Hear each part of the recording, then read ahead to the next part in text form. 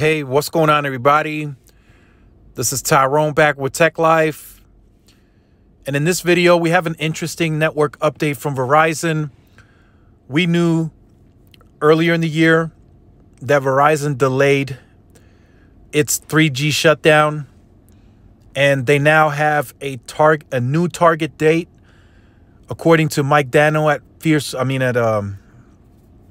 Light Reading. And that date now is January 1, 2023. What does this mean? Is this a bad thing? I mean, you can take this as a bad thing, but it's a mix of several issues.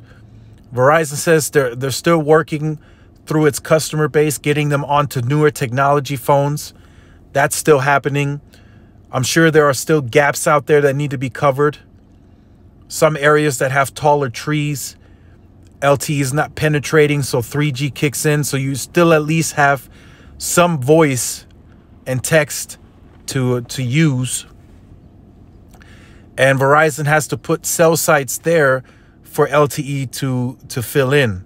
Now, one thing that many people don't know about LTE, the technology is more fragile than legacy tech was. So HSPA and CDMA 3G are likely to reach further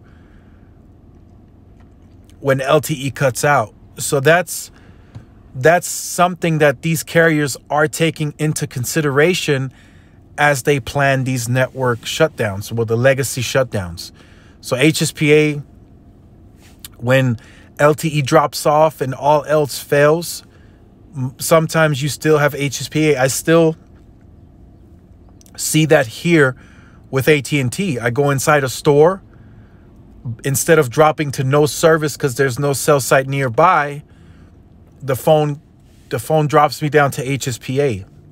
So I can still receive a call, send a text, load occasional web pages here and there, watch some video on HSPA. Of course, on 3G CDMA, that's a whole nother story. That's why I think this is eye-opening, and it will be for a lot of you as well.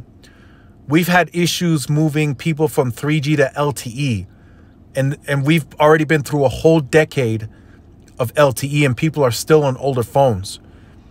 And that LTE was the era where you could actually do an abundance of things on those phones that were impossible to do on 3G. In some instances, you were able to load video and load pages, but that network was instantly loaded because it was not meant for data. I think max 3G speeds I've seen on CDMA with Sprint and Verizon was like 2 to 3 megabits per second, but they were not able to sustain that because it quickly got congested. So just imagine how much harder it's going to be moving people from LTE devices to 5G. Just let that sink in. A lot of tasks that you can do on 5G, you can still do on LTE, and you can do them comfortably. LTE still has legs on the technology. The speeds are still getting faster. Will there be use cases in the future that you can only do with 5G? Sure.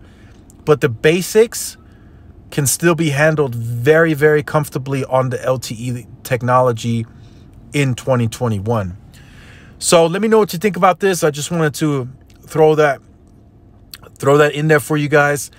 It seems to be harder for carriers to get people out of older phones. I think that only gets worse with LTE and you're moving into 5G.